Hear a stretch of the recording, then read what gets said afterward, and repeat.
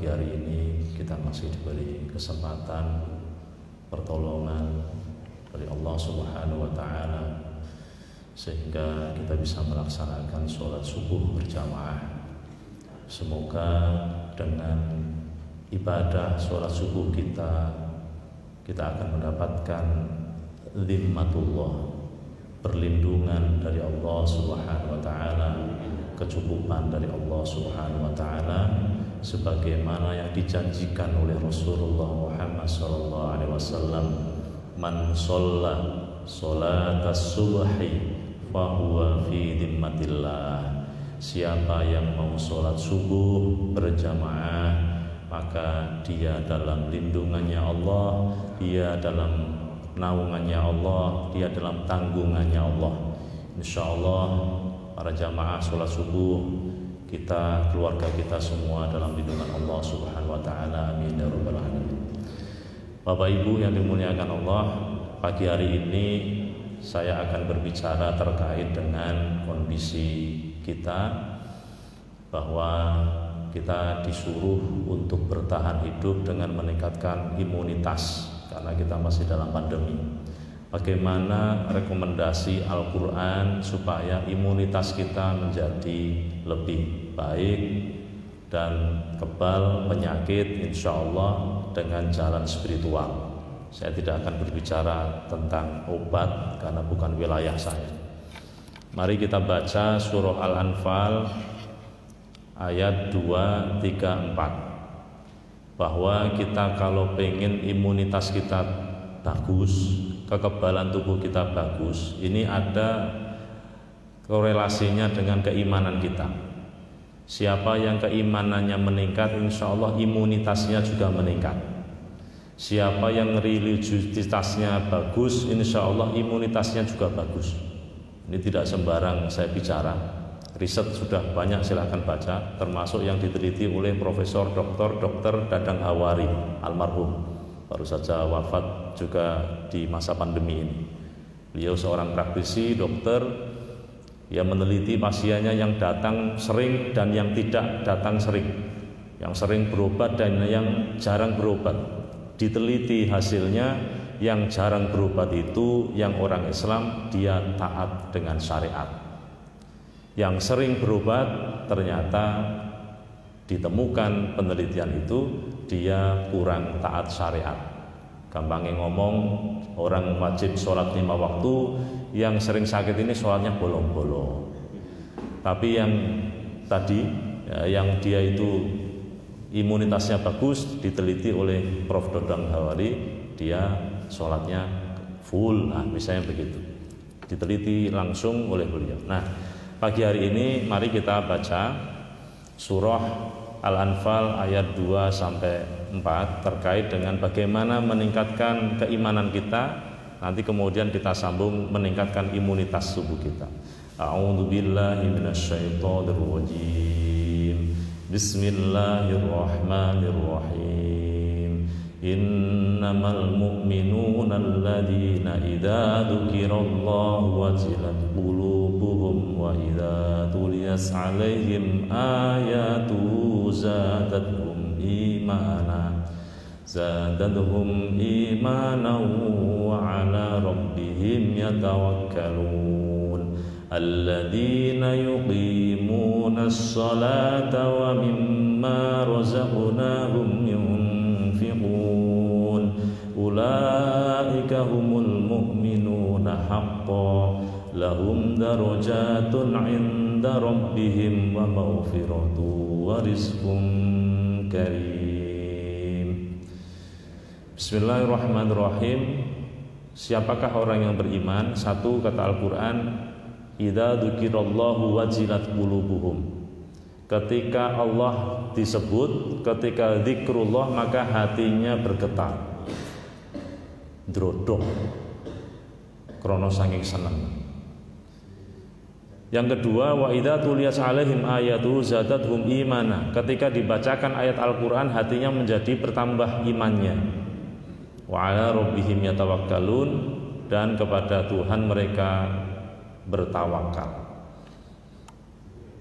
Kemudian yang keempat, alladzina yuqimunas shalah, orang yang mendirikan sholat. Yang kelima, wa mimma razaqnahum yunfikun, dan dia menginfakkan sebagian rezekinya di jalan Allah. Yang pertama, zikrullah.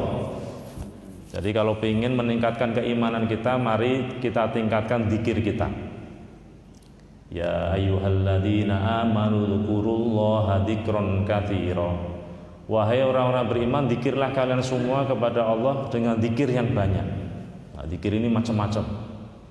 Kalau kaitan dengan sholat kita, tadi yang dibaca ba'da sholat minimal subhanallah 33 kali, alhamdulillah 33 kali, Allahu akbar 33 kali.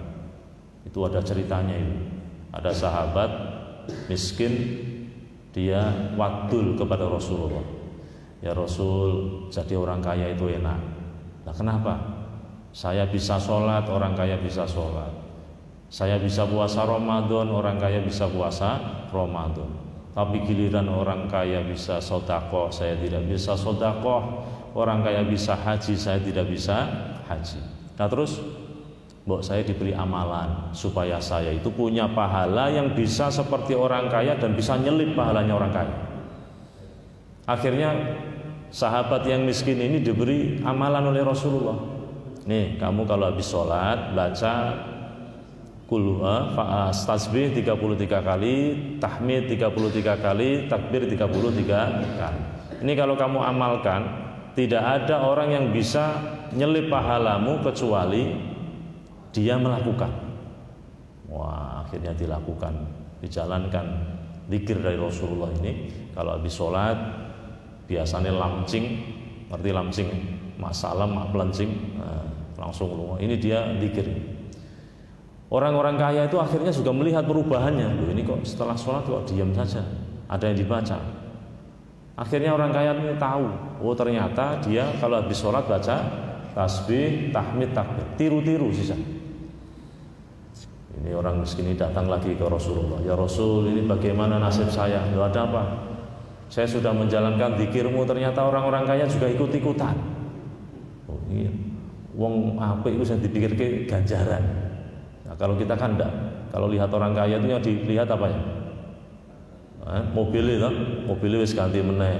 Ada berapa? Tapi sahabat Rasul ini enggak, yang dilihat apa? Pahalanya. Bagaimana pahala saya ini bisa nyelip dia ya Rasul? Oh, ini luar biasa. Ini yang kita tiru. Nah terus gimana maksudnya? Lah ya orang kaya itu sudah bisa sholat, bisa puasa Ramadan, bisa. Ini zikir yang jenengan ajarkan. Mereka juga melakukan. Nah terus bagaimana saya bisa nyelip pahala mereka? Rasulullah itu dalam redaksi hadisnya agak kurang seneng. Kalau saya artikan, beliau jawabnya, dzalika fadlullahi yu'tihi may yasha, wallahu wasi'un alim. Rasulullah membacakan ayat itu. Dzalika fadlullahi, ya, kaya miskin itu adalah anugerah dari Allah.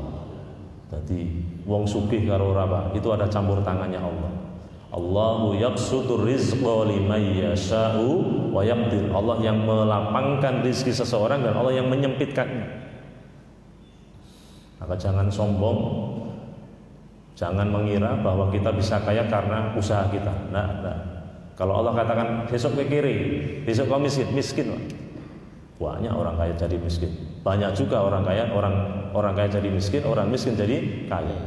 Makanya kalau wudu, ya, pernah nggak berpikir? Nanti lain kali kita jelaskan. Kenapa kalau wudu itu kok tangan dibasuh orang? Pernah nggak mikir? Kenapa kalau wudu itu fausilu wujuhakum, pertama yang dibasuh muka kan, yang kedua wa aydiyakum ilal marafiq, basuhlah tanganmu. Kenapa? Itu kalau kita baca dalam kitab-kitab tasawuf, itu karena manusia kalau kerja pakai tangan, kerja mayoritas cari uang menggunakan tangan. Terus dari tangan ini dia menghasilkan uang. Dari uang itu dia bisa bertahan hidup, bahkan mewah, sehingga dia mengatakan apa? Saya kalau tidak kerja tidak bisa kaya. Saya kalau tidak kerja nggak makan. Berarti dia menyandarkan hidupnya lewat tangan. Padahal itu salah. Yang mencukupkan kebutuhan kita itu Allah. Hasbunallahu wa ni'mal wakil. Jenengan gajinya 1 bulan 500 juta. Oke, pakai to niku. Allah buat iku ora mati ora urip. Ayo, atang-atang ning ICU. Berapa harganya? Habis itu. Kalau Allah katakan habis, habis. Hati-hati, harta itu seperti air kok. Duit itu kan seperti banyu itu. Cepet entek. Duit itu kan sekarang itu kan kayak neng kuping kok, berapa miliar tapi habis. Maka harus kau basuh itu tanganmu dari dosa, kau menggantungkan hidupmu lewat tangan. Jadi ada filosofinya, Pak. Kenapa wajah dibasuh? Kenapa tangan dibasuh? Kenapa kepala diusap? Nah, itu ada filosofi lain-lain kali. Nah, zikir-zikir yang diajarkan oleh Rasulullah ini diajarkan oleh Rasul kepada para sahabat, kemudian sampai kepada kita, diantaranya tadi, ya, ada tasbih, tahmid, takbir. Ada zikir-zikir yang lain, ada sholawat, ada baca Quran, itu juga termasuk zikir. Nah, ada ayat dalam Al-Quran yang memberitahu kepada kita bahwa zikir itu bisa menjadikan sehat. Surah Ar-Ra'd ayat 28. Alladzina amanu wa tatma'innu qulubuhum bi dzikrillah ala bi dzikrillah tatma'innul qulub. Ingatlah zikir, dengan zikir kepada Allah tatma'innul qulub, hati menjadi tenang. Hati kalau tenang, Pak, itu ngimbas ke jantung juga, Pak. Jangan pas cemas, deg-degan, iku kira-kira jantung itu berdetaknya lebih kenceng atau biasa ya? Lebih kenceng. Tapi orang kalau pasrah total zikir, itu hatinya menjadi tenang. Kalau hati menjadi tenang, maka sirkulasi darah yang ada dalam tubuh kita ini juga menjadi sehat. Ini dari sisi normatifnya. Saya tunjukkan penelitian dari Oxford University terkait dengan meditation dan prayer. Ada satu buku judulnya The Psychology of Religion and Empirical Approach. Ini penelitian empirik terkait psikologi agama. Ada satu penelitian di Oxford itu, orang sedang melakukan meditasi, prayer, kalau model kita ya zikir ya. Ini otaknya direkam, brain wave-nya direkam pakai EEG, elektroencephalogram. Bapak-bapak yang profesinya dokter tentu tahu. Jangan kalau di rumah sakit ada lihat layar itu yang gambarnya grafik, pernah lihat ya? Mau nak mati, gitu. Terus dek. Terus, maaf Pak, ini sebentar lagi nih, tambah los. Sudah ada nyawanya. Itu namanya apa? Elektroencephalogram. Itu digunakan untuk merekam orang yang sedang meditasi, Pak. Nih, otaknya ini, brain wave-nya, gelombang otaknya direkam. Apa yang ditemukan? Pertama, frekuensi gelombang otaknya pada beta. Artinya apa? Bentuk consciousness-nya, bentuk kesadarannya, dia ini pikirannya masih aktif. Nah, misalnya gini, kita tadi pas zikir, subhanallah, subhanallah, subhanallah. Jeh, mripate mentolo, mripate melek, ijeh nyekel tasbih, fungsi. Ini brain wave-nya sedang beta. Tambah dalam lagi, masuk ke alpha. Santai, namun masih sadar, ya. Tapi dengan mata tertutup. Subhanallah, subhanallah, subhanallah, subhanallah. Santai. Masuk ke dalam lagi, brain wave-nya masuk ke theta. Apa itu? Mengantuk dan merasa mimpi yang berubah-ubah. Mulane nek ana wong zikir selesai tambah ngantuk atau tambah melek? Ngantuk. Itu ilmiah, Pak, ternyata, Pak. Jangan Anda katakan, wah kowe kakean setan. Enggak. Ini penelitian ilmiah. Brain wave-nya orang yang sedang meditation itu ternyata memang begitu. Mulai dari apa tadi? Beta, alpha, theta.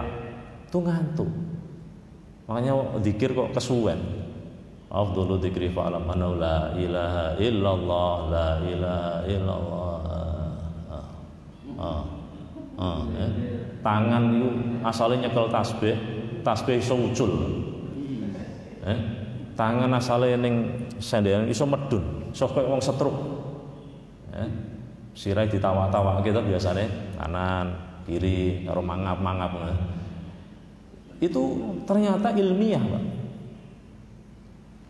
Masuk ke dalam lagi, brainwave-nya itu masuk namanya delta. Posisinya tidur yang sangat pulas. Persis koyok jamaah geraha estetika nak ngrungokke khutbah. Khutbah, OTP kesuwen, awake kesel, AC-nya kenceng, buat 16. Ya kira-kira. Itu dilihat dari luar itu banyak manusia tanpa kepala. Sirah iso gantet karo weteng. Iki kowe nek tangi meneh ketika ada qomat. Allahu Akbar, Allahu Akbar. Tangi salat. Kok salat iki to burung khutbah, urung ono khutbah kok salat. Wis bar rampung kowe turu. Ini kalau ketika tidurnya posisinya geledak, itu wudunya batal, ya. Wudu tidak batal kalau mohon maaf pantat itu ngeplek sehingga tidak ada sirkulasi udara atau kalau kentut balik. Dan ini bisa dilakukan kalau pantatnya semok. Mohon maaf, ini bicara masalah hukum fikih, ya. Jadi kalau kok dia ngantuk sampai miring, gini, ini berarti apa namanya? Sudah terbuka, batal. Boleh ngantuk, boleh tidur. Kok boleh? Bahasa bukan boleh. Tidak batal wudunya kalau ini pantat itu plek, sekiranya kentut itu balik meneh. Lah iku sing iso kan sing dagingnya akeh. Tapi kalau geledak sudah begini atau malah ke belakang, ya, kadang kan ono sing ndang-ndang barang, ya. Kan ekspresi ini wong ngantuk kan beda-beda itu. Ono sing sendean.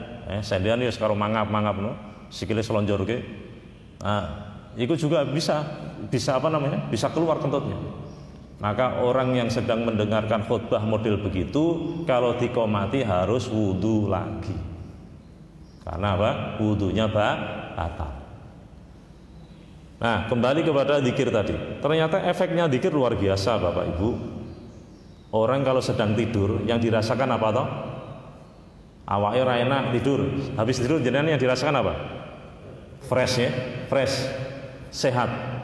Terjadi pergantian sel-sel yang tidak produktif menjadi produktif. Kalau bahasanya Pak Dadang Hawari kalau nulis terkait dengan zikir dan kesehatan. Sama zikir itu kalau kita secara khusyuk sama. Efek yang akan kita terima di badan kita itu juga sama, ya. Jadi kita zikirnya astagfirullahaladzim, astagfirullahaladzim, astagfirullahaladzim, astagfirullahaladzim. Semakin banyak zikir yang kita ucapkan, maka akan semakin sehat. Allah, Allah, Allah, Allah, Allah, Allah, Allah, Allah, Allah. Kalau yang ikut thariqah tentu ada zikir wajib yang harus dilakukan selama 1 hari semalam. Ada sekian ribu dan ada tuntunannya. Ini tambah sehat. Ya, jadi ayatnya ala bidzikrillahi tatmainnul qulub. Kemudian saya analisa dengan penelitian yang ada di Oxford itu, ternyata memang mendukung apa yang dikatakan oleh Allah Subhanahu wa taala bahwa ternyata zikir itu bisa menenangkan hati. Kalau hati menjadi tenang, maka sirkulasi darah menjadi lancar, pikiran pun tenang, hipertensi pun insya Allah menjadi normal. Ada seseorang yang suka marah-marah terus, Pak. Terus saya beri amalan. Kamu itu kok kayak bedino nesu tiada hari tanpa marah. Ngomong yo, tensinya tinggi. Saya yakin Anda cepat mati, ya. Orang kalau model gitu itu cepat mati. Kenapa? Karena tensinya masih tinggi terus. Stres. Coba jangan amalkan istighfar 1000 kali. Saya ngomong istighfar 1000 kali. Kapan, Pak? Habis sholat. Terus baca Allah, Allah, Allah 1000 kali. Wis, kamu pasrah. Subhanallah. 1 bulan kemudian ketemu saya, terima kasih. Awalku saya enak. Alhamdulillah. Saya merasa lebih tenang dan ya karena apa tadi? Karena hati, maka nanti kita masuk ke step berikutnya, ada wa ala rabbihim yatawakkalun, ya. Kepada Tuhannya mereka tawakal. Ini orang-orang yang kalau imannya benar, itu urusan itu dipasrahkan kepada Allah. Jangan semua ingin dipikir, Pak. Semua kalau kita masukkan pikiran, masukkan ke hati, ya sudah stres saya. Omongannya wong dilebokke hati, dikomentari wong lebokke hati, kabeh dilebokke hati, jadi stres. Karena hidup itu ya seperti ini. Jenengan sugih ya dirasani wong, jenengan kiri ya dinyek wong. Wonge sedeng-sedeng stagnan ya ono ya ini diarani wong kok ora ono kemajuan. Yes, seperti itu. Tahu cerita keledai sama cerita keledai yang itu. Ada bapak sama anak bawa keledai. Itu kan cerita populer tuh. Tadi bapaknya mbak anaknya nuntun keledai. Kata orang-orang apa? Lah yo wong keledai iso ditumpaki ora ditumpaki. Akhirnya wong tuane karo anake numpaki keledai. Wong jawab ini, lah ya wong kok ora mesake. Ngono iki wong siji wae. Akhirnya bapaknya yang naik keledai. Orang komentarnya gimana? Lah ya wong tua kok ora mesake anake. Akhirnya pakne medun. Terus sing numpak keledai anake. Apa komentarnya orang? Anak orang duwe sopan santun. Ngono jane ya pakne. Akhirnya anaknya medun, dituntun meneh. Lah yo iso ditumpaki yo. Akhirnya jengkel dipanggul keledai. Ya dipanggul wae. Ngomong-ngomong, lah yo keledai iso mlaku dhewe dipanggul. Rana rampung itu urip. Komentar itu orang itu kalau komentar enggak ada habisnya, Pak. Jenengan dadi wong apik ya dirasani wong. Itu ana wong sering ning masjid dirasani ya, Pak. Kalau wis mendino 5 waktu urung adzan wis mangkat ning masjid, paling meh mati, Pak. Dirasane meh mati. Lho kok iso? Lah wingi baik iki sering ning masjid terus mati ya. Paling dhewe wis krasa meh mati. Dadi nek ana bapak-bapak pensiun senane ning masjid jare meh mati. Tapi nek ora tau ning masjid yo dirasani padha wae. Ah ya wong kae bila ora tau jamaah munah Idul Fitri, Idul Adha karo Jumatan tok. Ya padha. Dadi wong apik yo dirasani wong, dadi wong elek ya apa meneh. Hidupnya seperti ini. Maka kalau punya masalah ya wa ala rabbihim yatawakkalu, pasrahkan kepada Allah Subhanahu wa taala. Karena wa may yatawakkal 'ala Allahi fa huwa hasbuh. Siapa yang memasrahkan urusannya kepada Allah, maka Allah yang akan mencukupi kebutuhannya. Yang kedua, ini sudah dua berarti. Ya, satu zikir, yang kedua tawakal. Ini bisa meningkatkan iman dan imun kita. Yang ketiga, wa idza tuliyat 'alaihim ayatu zadatuhum imana. Baca Al-Qur'an. Ini bisa meningkatkan keimanan dan imunitas kita. Baca Al-Qur'an itu ada huruf hijaiyahnya, Pak. A, ba, ta. Ini ternyata kalau dari sisi kesehatan, orang membaca Al-Qur'an itu bisa membuat sehat ini. Jadi bacaan Quran itu beda dengan bacaan yang lain. Dari sisi ibadah saja. Al-muta'abbad bitilawati, membaca Al-Qur'an itu meskipun tidak tahu artinya, itu dapat pahala. Bahkan kalau ada orang pinter sama orang goblok, itu pahalanya banyak orang goblok, Pak. Kata Rasulullah, siapa membaca Al-Qur'an fahuwa mahirun, dia pinter. Baca Qur'annya bagus, pinter, ngerti artinya, fahuwa ma'as safaratul kiram, maka dia bersama para malaikat yang mulia. Tapi di mana ada orang baca Al-Qur'an fa huwa yatakakka'u wa huwa syakun alaih. Dia baca Qur'annya ki angel. Diwarayu bulet. Bismillahirrahmanirrahim. Kayak kabeh. Bismillah. Rasa kayak langsung Bismillahirrahmanirrahim. Kon terus iki ono ene meneh. Angel maca Yasin yasa. Kabeh harokat diwaca fathah kabeh. Alif lam mim diwaca alama. Ya emang ora tau ngaji. Tapi semangatnya pengen ngerti itu, Masya Allah. Ini kata Rasulullah, falahu ajroni, maka 2 pahala. Ayo, pengen 2 pahala atau 1 pahala? 2, goblok terus. Lho iku aku ndak maca hadise Kanjeng Nabi. Lho iki pito Kanjeng Nabi? Sing wong goblok-goblok malah ganjarane loro, sing wong pinter ganjarane 1. Wah, ini luar biasa. Rasulullah itu betapa sangat mengapresiasi orang yang punya semangat tinggi beragama, Pak. Tapi ojo puas di situ. Yang salah itu kan merasa sudah puas, ini yang salah. Lu pahalane loro, Pak. Wis aku tak goblok wis stagnan ngene malah genah. Ya ndak, harus ada peningkatan. Wis sudah bisa baca, mencoba, Pak. Bisa artinya, tahu artinya, memahami maknanya, tafsirnya, sudah tahu tafsirnya, bagaimana mengamalkan. Khususan sholat kita itu, ya, bacaan Fatihah itu, mudeng murah itu. Mari introspeksi sendiri-sendiri. Ya, bacaan Fatihah jangan hanya paham bacanya, tapi bagaimana kita memahami artinya. Ini kan karena dalam Al-Quran itu sholat itu kan dialog, ya. As-sholatu mahallul munajat. Sholat itu tempat dialog kita dengan Allah. Iyyaka na'budu wa iyyaka nasta'in. Kepadamu Allah aku menyembah, kepadamu Allah aku minta pertolongan. Dalam hatinya apa? Dungo, ya Allah, aku minta pertolongan kepadamu ya Allah, supaya saya bisa istiqomah ibadah ya Allah. Ya Allah, tolonglah saya supaya saya bisa terus sholat ya Allah. Ya Allah, tolong saya ya Allah. Karena kalau kita nggak dapat pertolongan Allah, ora iso tekan kene, Pak. Kalau kita nggak dapat pertolongan Allah, nggak bisa sholat, ya, ora sehat, dengkule loro, asam aurat atau asam aurat? Asam aurat, bar mangan emping sak toples entek iki. Mlaku kerengkangan, ora iso mlaku. Seneng-senengnya mangan emping, para awake loro kabeh. Ya kalau nggak dapat pertolongan dari Allah, Rabbi firli warhamni wajburni warfa'ni. Ini yang dialog itu. Ya Allah, ampuni dosaku. Ya Allah, rahmatilah aku, tambali kekuranganku, lunasi hutangku, berilah aku rezeki. Ini dialog. Kalau kita tidak paham, ayo kita ngaji, belajar apa yang kita baca itu dalam sholat. Ayo kita pahami, kita resapi. Orang kalau sholat kok tidak paham artinya, itu seperti orang lindur. Kata kitabnya Mbah Soleh Darat itu. Tahu orang lindur? Orang lindur itu berbicara tapi tidak paham. Anda tahu orang lindur? Tahu lindur? Lindur bahasa Indonesia itu apa?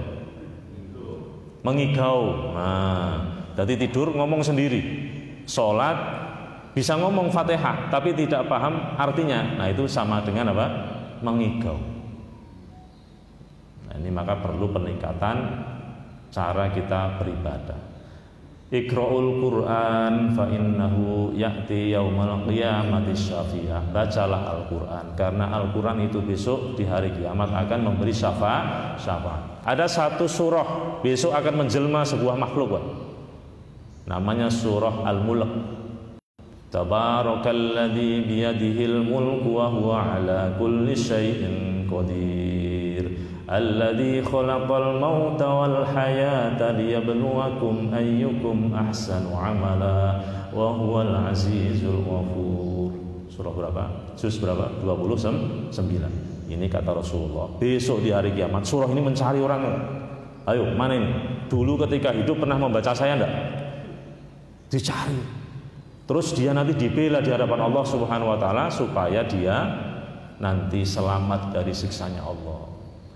Di mana ada kubur dibacakan surah Al-Mulk, insya Allah penghuni kubur diselamatkan dari siksa kubur. Maka kalau habis ngubur itu jangan pulang dulu keluarganya, bacakan surah Al-Mulk.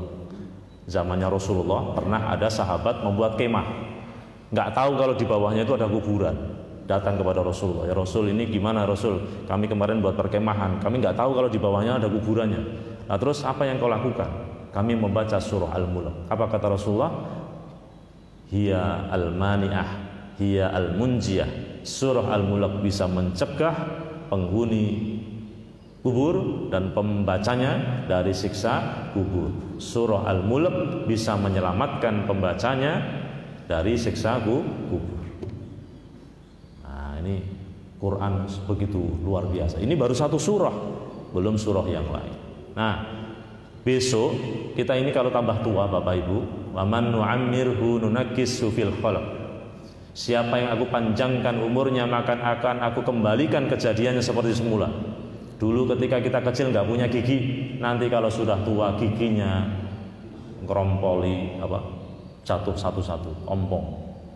Ya, manusia itu ya, itu ayatnya wa man nu'ammirhu nunakishu fil khalqi afala ya'qil, surah Yasin. Siapa yang aku panjangkan umurnya, maka aku kembalikan lagi kejadiannya seperti anak kecil. Dia cilik orang duwe untu, nek wis tuwa untune ilang kabeh. Maka pakai untu pasangan. Nah, isin ketemu koncone resepsi, wah, pakai untu pasangan. Wahing mencelak. Nah, keseron wahing. Mangan tongseng, mangan gule, ngeletak balung, malah untune protol kabeh. Dek cilik kalau jalan dituntun ya. Nah, nanti kalau sudah tua dituntun.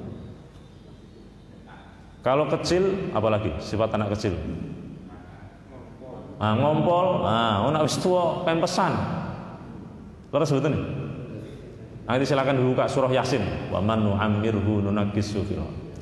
Nah, salah satu Allah menghinakan manusia, cara Allah menghinakan manusia, bahwa biar kita itu tahu kalau kita itu orang yang lemah, ya, ben ora kemaki. Allah berikan itu namanya pikun, Pak. Tahu pikun? Pikun itu apa? Lalinan. Nah, bar mangan jaluk mangan meneh. Bar dikai duit jari anake atau ngei duit. Nah, apalagi pikun itu ya semua pikun. Orang yang ahli membaca Al-Quran, insya Allah Allah selamatkan dari pikun. Itu ada dalam tafsir Jalalain.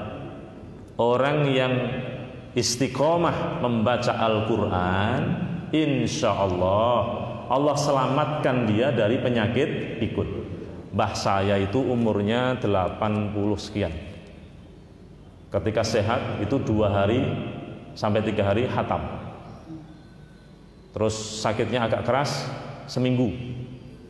Sakitnya tambah keras 2 minggu sekali khatam. Itu dengan putu dan tidak lupa sama sekali, ingatannya tajam. Dan subhanallah, matanya tidak memakai kacamata, matanya masih jelas membaca Al-Quran. Nah, ini diantara kehebatan Al-Quran. Sering dibaca, insya Allah sehat, terhindar dari penyakit pikun. Insya Allah mata juga sehat, terhindar dari penyakit apa tadi? Min atau plus.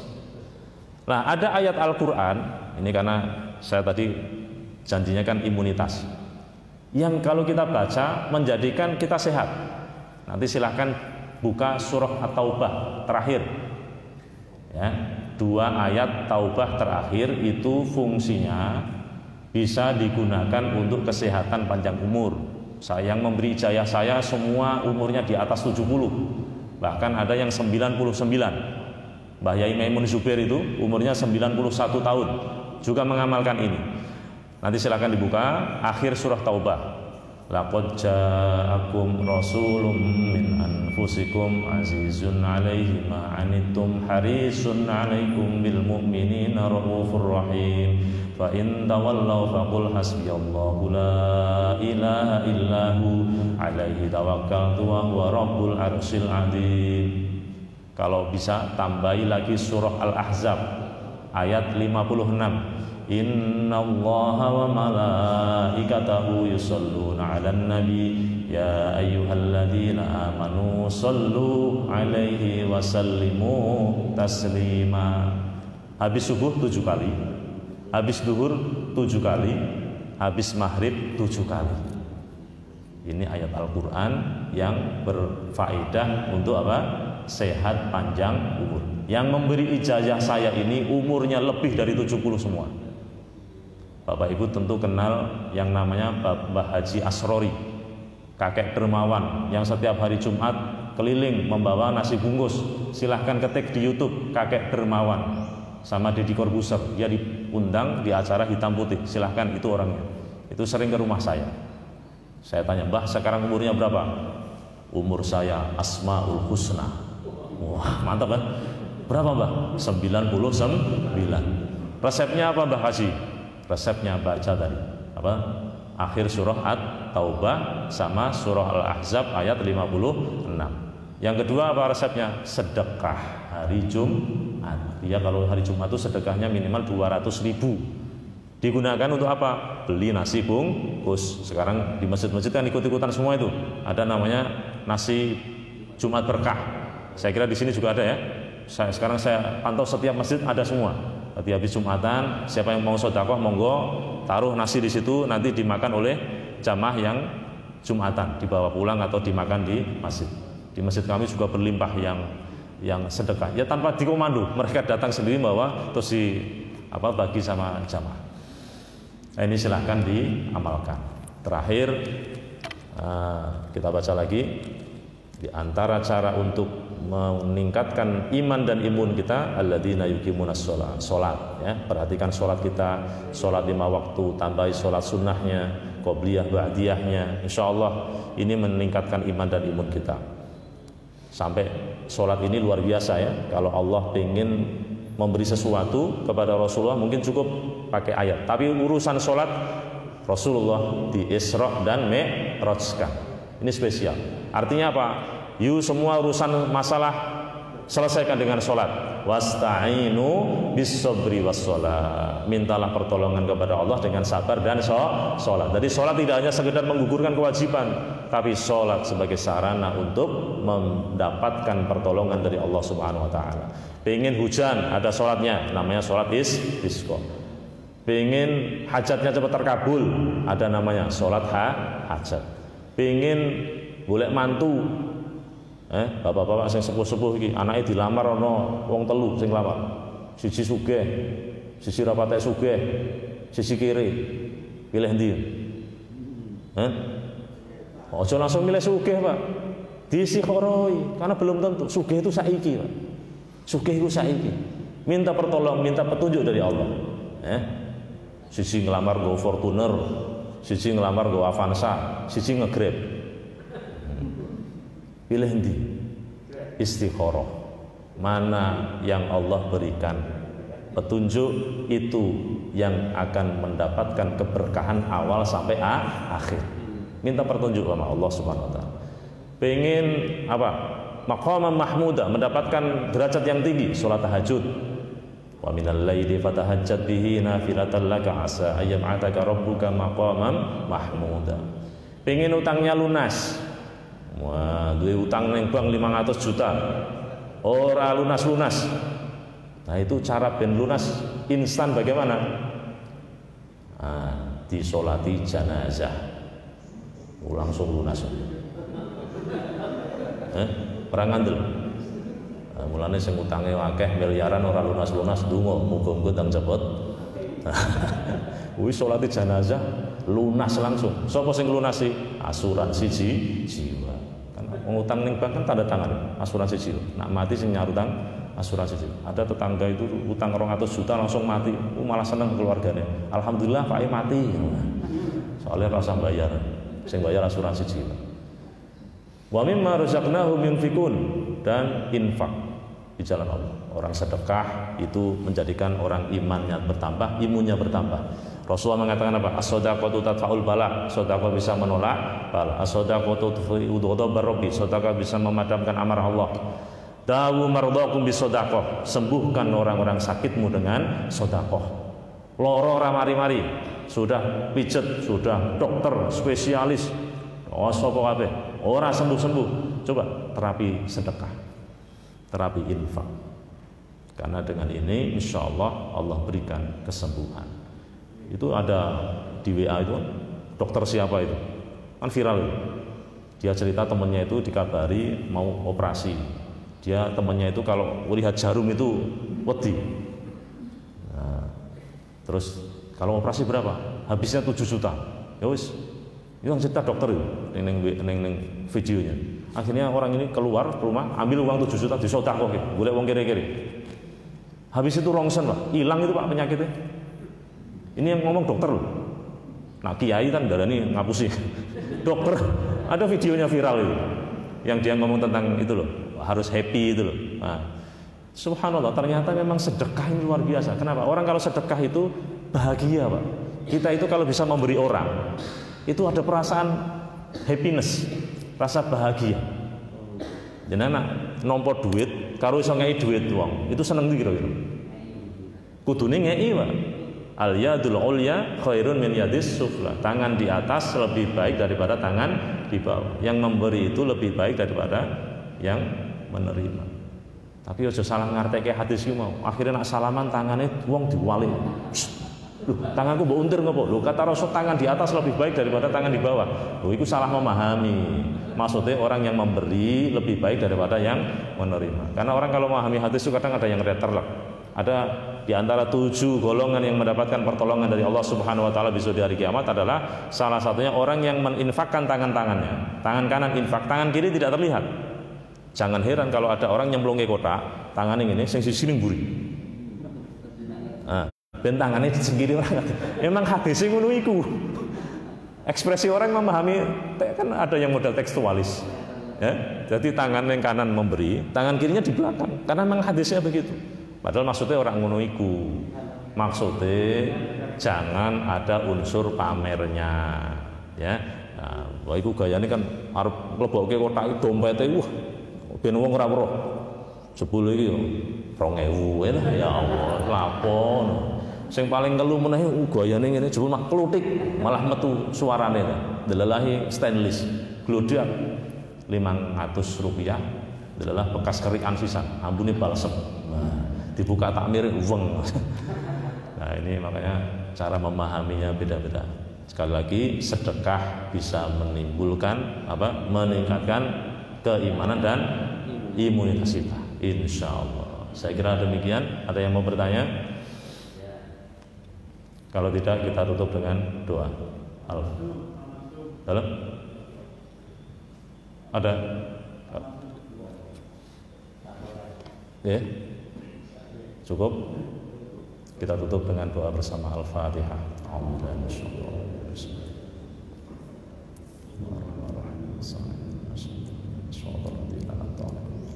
Bismillahirrahmanirrahim. Alhamdulillahirabbil alamin. Allahumma shalli ala sayyidina Muhammad wa ala ali sayyidina Muhammad. Allahumma inna nas'aluka as-sihhata wal 'afiyah. Allahumma inna nas'aluka as-sihhata wal 'afiyah. Allahumma inna nas'aluka as-sihhata wal 'afiyah wa salamah wal ibadah wal istiqamah wal maghfirah wal barakah wa husnul khatimah. Allahumma rizqna rizqan halalan thayyiban kathiran wa hasanan barakan fih. Allahumma yassir lana kulla 'asir wa la taysir kulli 'asir wa la yasir wa sallallahu yusra wa mafa fid din wa dunya wa akhirah. Allahumma a'inna ala dzikrika wa syukrika wa husni ibadatik. Rabbi habli minas sholihin wa ij'alni muqimas shalah wa dhurriyyati rabbana taqabbal du'a. Rabbana ighfir lana wa li walidayna warhamhuma kama rabbana shaghira. Rabbana atina fid dunya hasanah wa fil akhirati hasanah wa qina adzabannar. Walhamdulillahi rabbil alamin. Subhanallah wa bihamdika asyhadu an la ilaha illa anta astaghfiruka wa atubu ilaik. Demikian yang dapat saya sampaikan. Mohon maaf atas segala kekurangan. Wa afa minkum. Wassalamualaikum.